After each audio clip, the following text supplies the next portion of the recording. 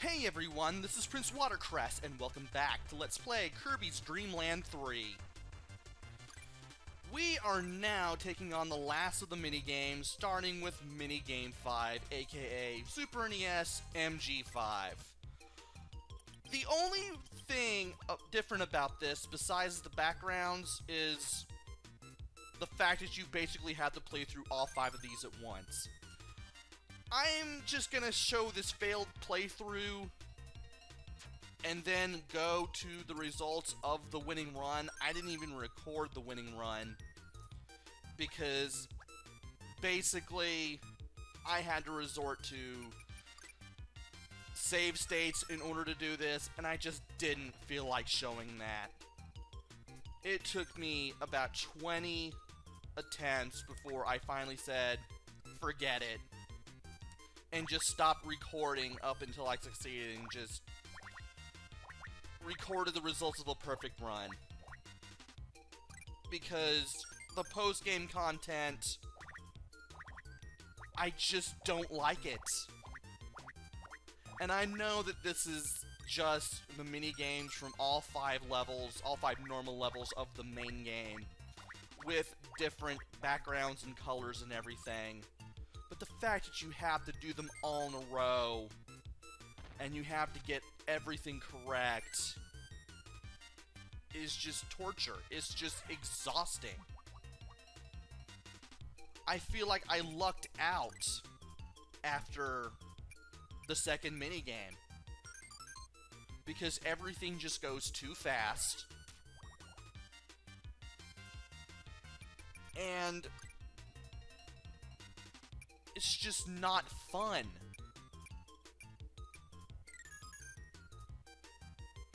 All you have to do is just get one thing wrong, and the perfect run is over. You might as well just go ahead and reset the console or whatever.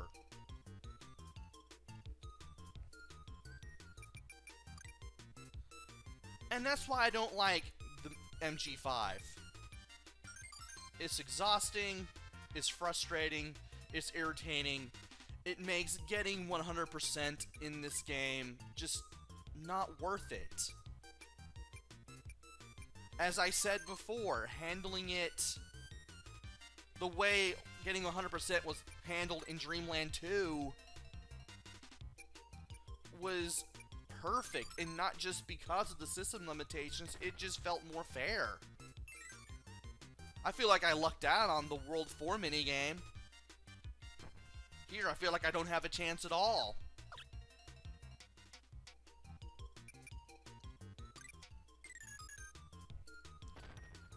And trying to remember those sounds is tough.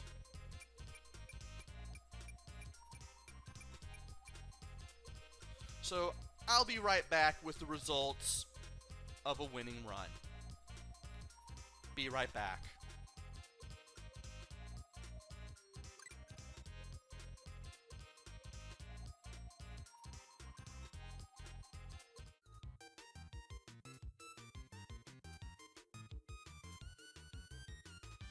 And here we are, somehow, after numerous unrecorded attempts, I finally have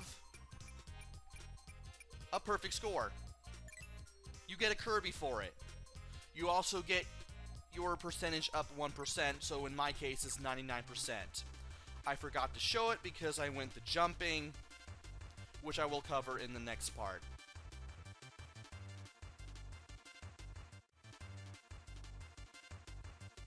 And welcome to the jumping minigame.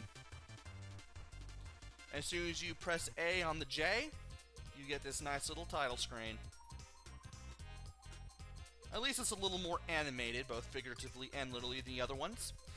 Use left and right on the control pad to select your character. I'm just going to use Kirby by himself and confirm with A. Now for these, you have to land on the little happy faces. And the more happy faces you land on, the more the happy faces get replaced with these little spiky guys. If you land above the spiky guys, you're done.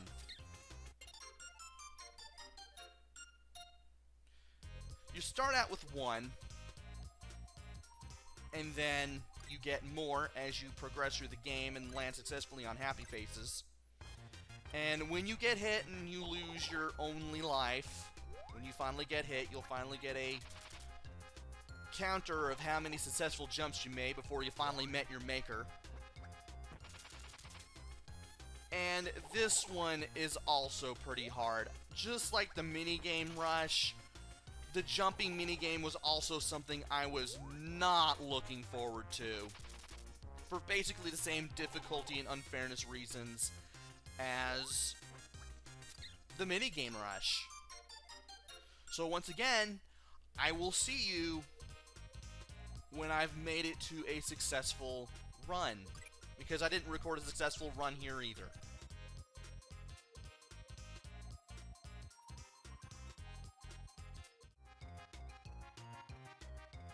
And eventually, you get 8 needles and only 1 happy face once you reach your 8th jump.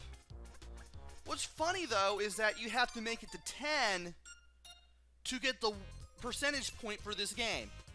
I just hit the bare minimum. Reason I did that was because I slowed the emulator speed. Yes, I emulated this to half speed. I slowed it down to 50%.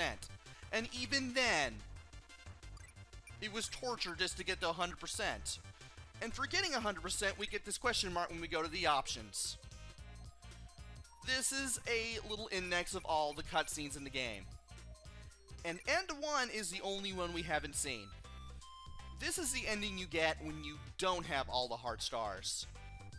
It's an enemy roll call where Kirby and Gooey just walk away. And Kirby makes a movement, and Gooey will copy it. So you get to learn the names of all the regular enemies and the mini-bosses in this little screen here, but you also get reminded that Dark Matter is still around, and he's still hovering above Popstar. I can't speak anymore.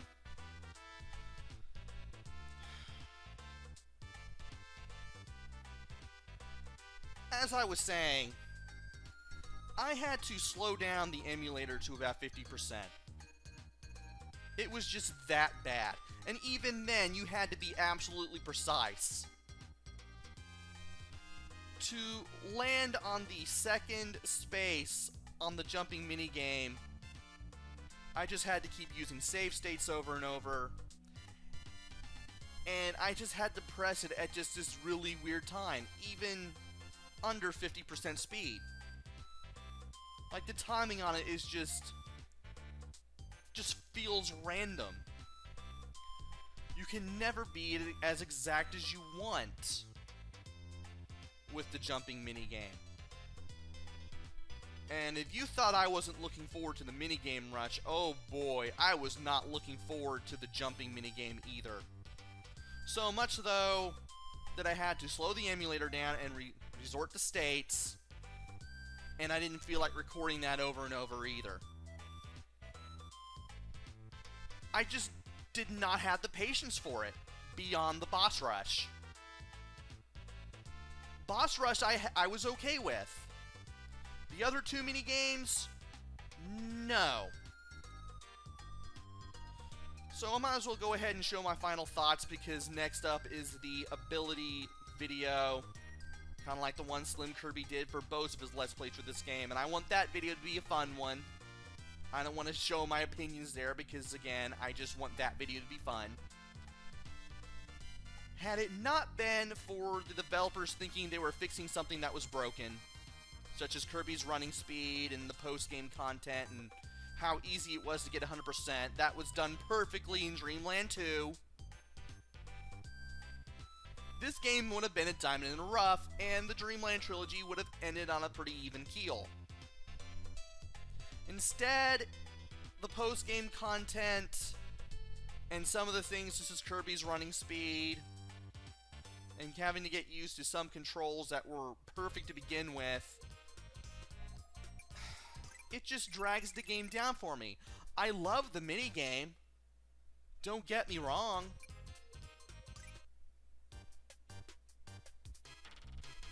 but I love the main game.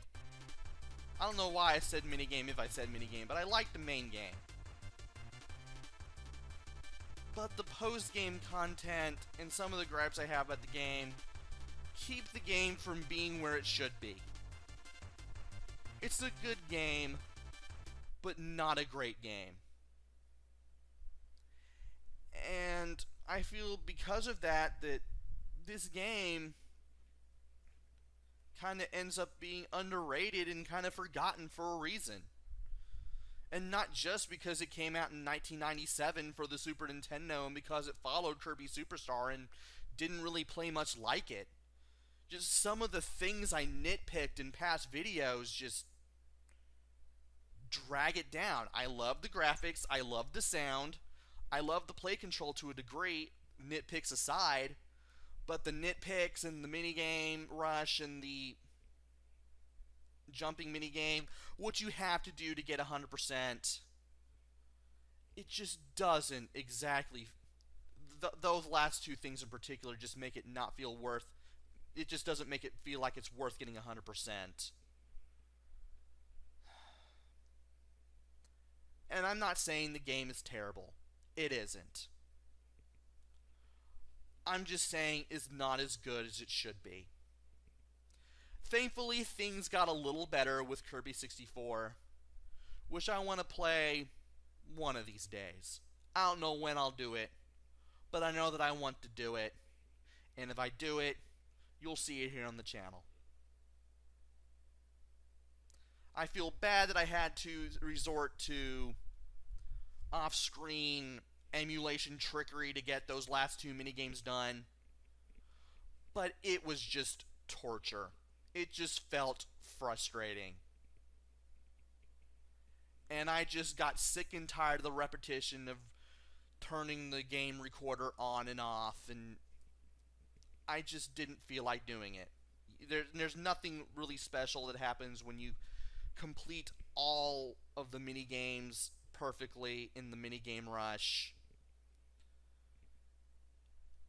And you don't get anything other than that one background and then that one song for the jumping minigame either. So all you get is just all the in-game cutscenes for when you get 100%, and it just doesn't feel worth it. This is not really a game I would recommend 100%ing. Just stick to the main game, you'll be fine. And at this point, I'm just rambling. And I will see you guys for the ability video. So until then, this is PrinceWatercress. Take care, stay safe, and thanks for watching!